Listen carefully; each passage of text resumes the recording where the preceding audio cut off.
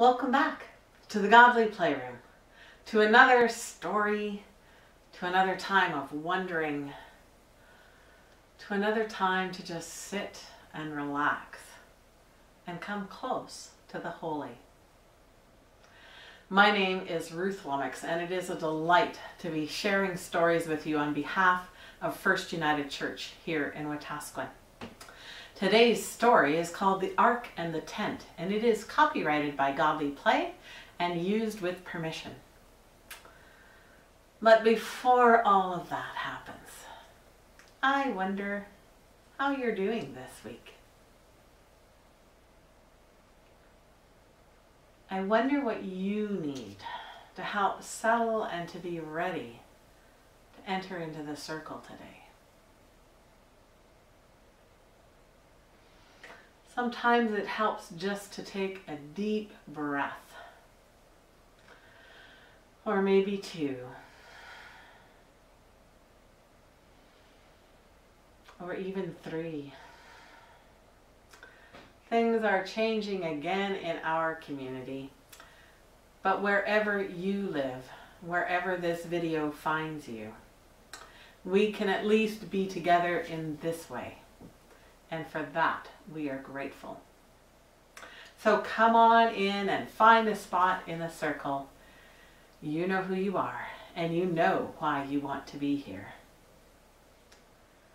We remember that once there was someone who said such amazing things and did such wonderful things that people began to follow him.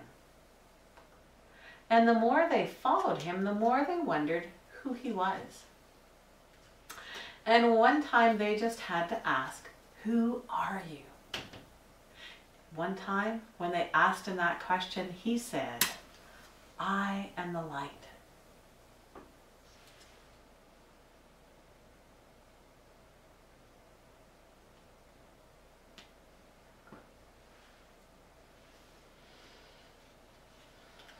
Let's just enjoy that light.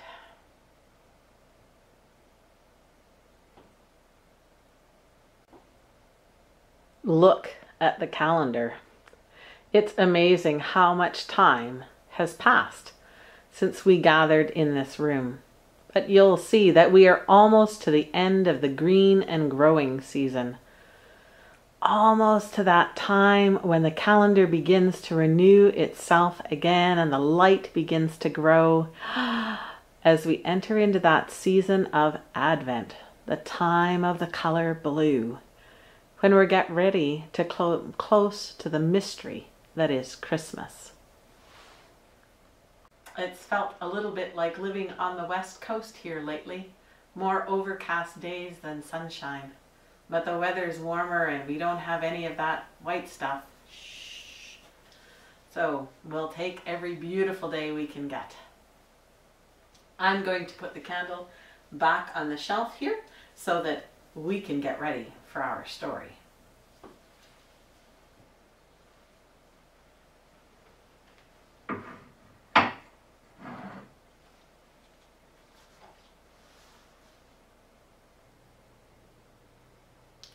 This is the desert box. It isn't the whole desert, but so many important things happen to the people of God in the desert that we need some of it here to help us with our stories. But the desert is a dangerous place. You need to be ready to go into the desert. The sands are always moving, and it's easy to lose your way. There's very little food in the desert, and without food, we die. There's very little water in the desert, and without water, everything dies. During the day, it's very hot. And the sand stings your skin when it blows. At night it gets so cold, people wear extra clothing just to protect themselves from the sun and the sand. The desert is a dangerous place. Some people go into the desert and never come back.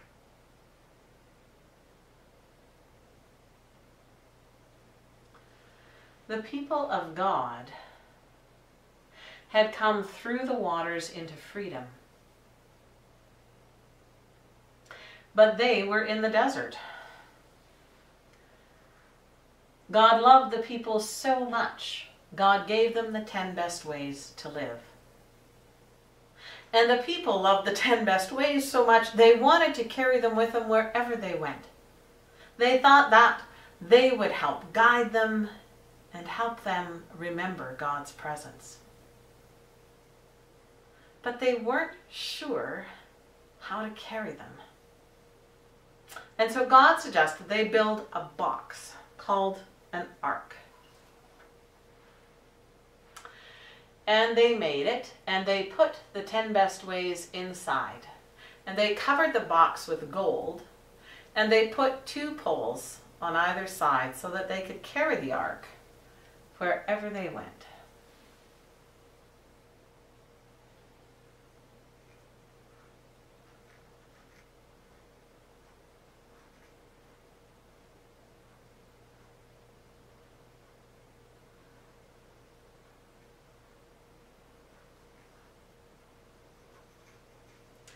But you don't just walk up to something as precious as the 10 best ways. You need a way to be ready. The people wondered what they could do.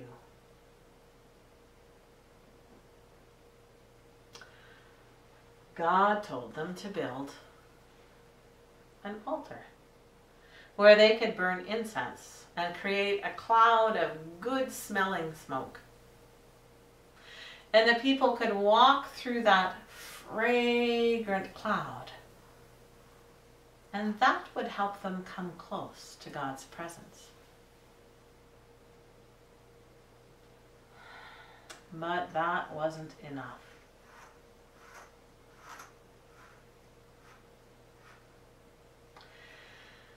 And so God told them to build a table and to put 12 pieces of bread on it, 1 for each of the tribes of Israel. And to make a 7-branched lampstand called a menorah. And whenever the people walked between the table with the bread of presence and the menorah, and through that cloud of fragrant smoke, that would help them come close.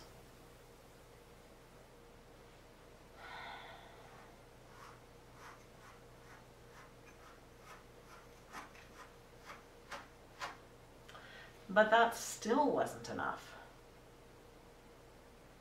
So they decided to build a tent around those precious things.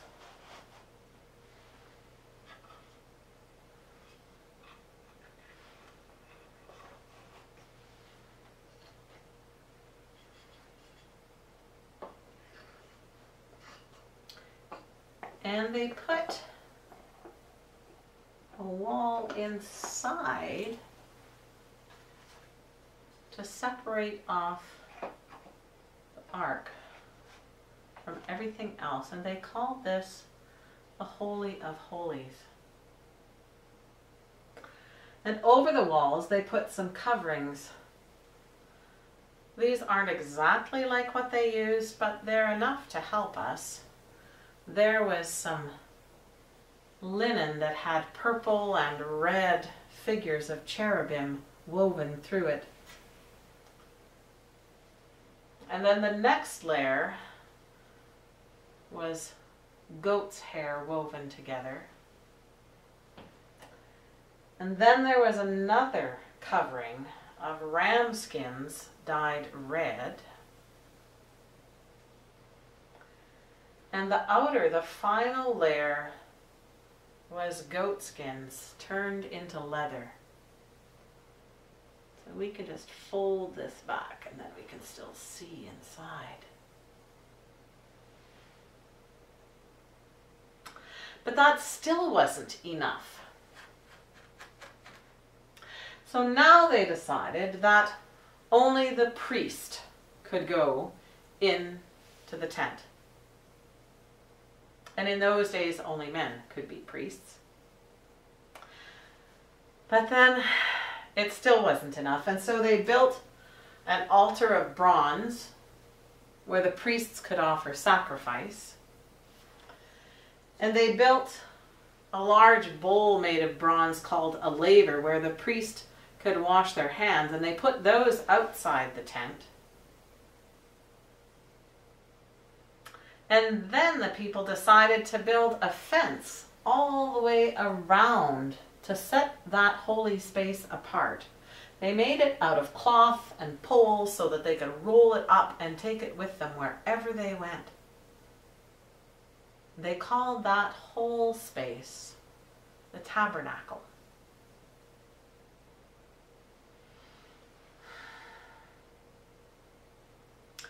And when all of that work was complete and the tabernacle was finished, Moses gathered the people and he blessed them and the tabernacle. And Aaron and his sons became the priests. And they even had special clothes to help them get ready to come close to God's presence. And the Levites, who were one of the 12 tribes of Israel, helped the priests in the tabernacle, and they helped them conduct worship. God gave Aaron a special prayer to offer to the people. May God bless you and keep you. May God's face shine upon you and be gracious unto you. May God's favor rest upon you and grant you peace.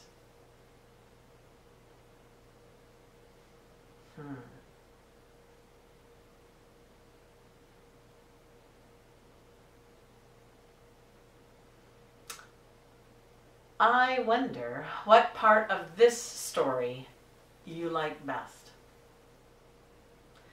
You might want to pause the video at this point and do some thinking or have some conversation if you get to watch this story with other people. You might want to journal or jot down all of the questions and then take some time to think or to wonder about them. You'll know what you need to do today.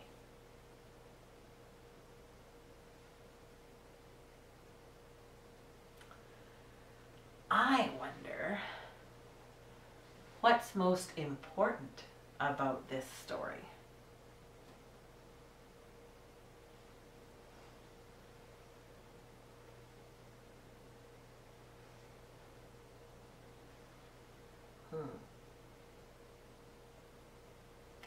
I wonder if there's any part of this story we could leave out and still have all the story that we need.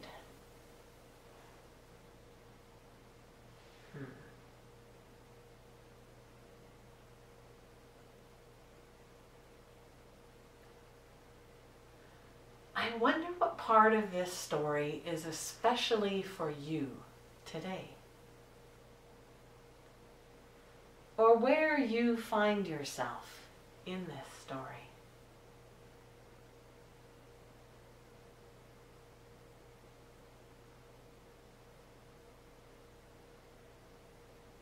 I'm going to put it away, and you can begin to think about what you might like to do in response to this story. Whether you want to get some materials to do some coloring or some drawing or painting. Maybe you have some Play-Doh or clay at home to work with. Maybe you like to cut and paste things. Maybe you'd like to just sit and be close to the holy.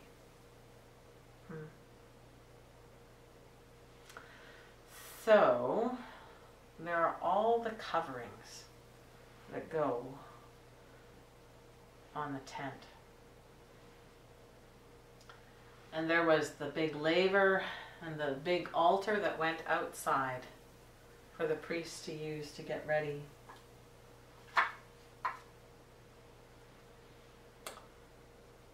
And there were the walls of the tent, which I'm actually going to take like this and put in the story basket so that it'll be easier for you to pick up and work with when you want to do that.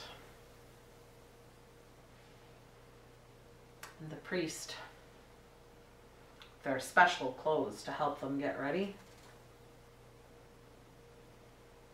I wonder what special clothes you might have seen a priest or a minister or a pastor wear as part of their getting ready to come close during worship. Every tradition is a little different, and that's not a bad thing. That's a good thing. But each of those things has a story, like this story, about how we get ready to come close to the holy. And so maybe sometime when you're going into another place of worship, a tabernacle, or a temple, or a tent, or a church, or a synagogue, or a mosque, you might notice what are some of those things that people need or want or that help them get ready to come close to the holy. And if you can do so in a respectful way, you could ask someone, tell me a little bit more about this. What's its purpose? How is it important? Where are the things that you love that help you come close to the holy? Remember what this was called? A menorah. And the table for the bread of presence, with a piece for each of the 12 tribes of Israel. And the altar for burning incense. Some churches still use incense. Others find it difficult because so many people have breathing challenges these days. And the Ark of the Covenant. Do you remember what they put inside? Oh, God loved the people so much that God gave them the 10 best ways, and the people put them inside the box so they could carry them with them wherever they went. And it's ready for you to tell the story sometime, the next time you're in the room. Or you might want to make your own tent or tabernacle space. Bet you have some interesting things at home that you could make one with. You might even make it big enough for you to go inside, which could be really cool. I'm going to put the desert box away and get ready to do some wondering and response with you. So I picked out some shiny things. Maybe it's because it's been so cloudy lately. I needed a little bit of sparkle. And I was thinking about the things that help me get ready to come close to God. And mostly, it's not a lot of stuff. When I want to come close to God,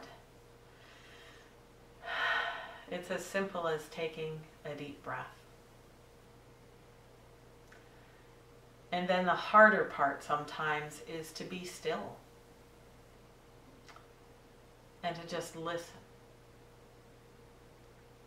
And when all those distracting thoughts kind of float along like logs in the river, I just need to let them go by and not get attached to any one thing, but just to be still and listen to God's presence.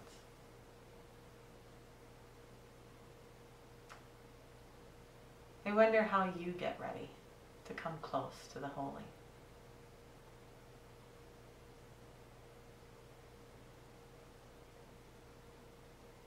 When we come into a time in the godly playroom, we have someone at the door who greets us and calls us by name and welcomes us and helps us slow down a little bit and cross over that threshold in a careful way. And then we have someone sitting here in the circle that invites us in and again calls us by name and helps us find a place to sit and reminds us how special we are.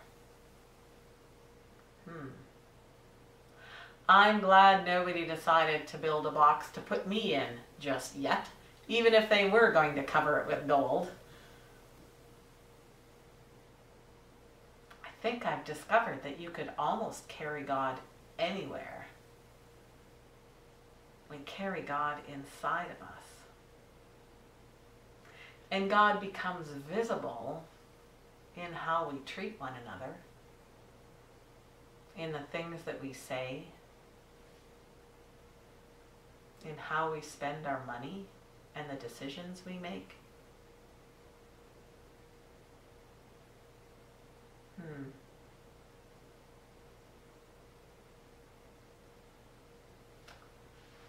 I wonder.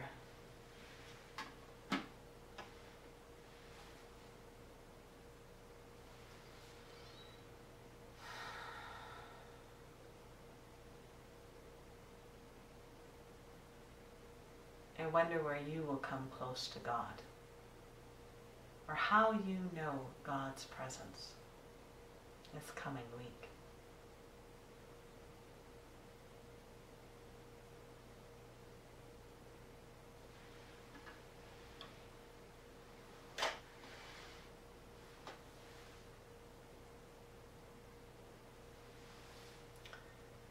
Sometimes we light a candle in the godly playroom. And that candle is lit throughout our time together. Sometimes we light a candle in worship at the beginning, and when it comes time to close our time together, we change the light. And the light reminds us of God's presence.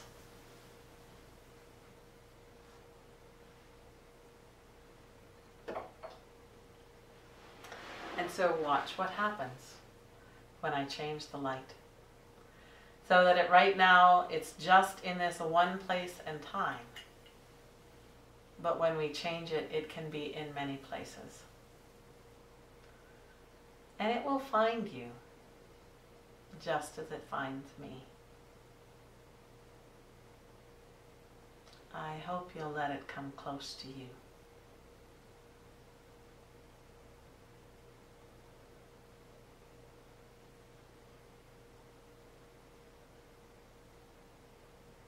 God bless. Be well and look after one another until we meet again.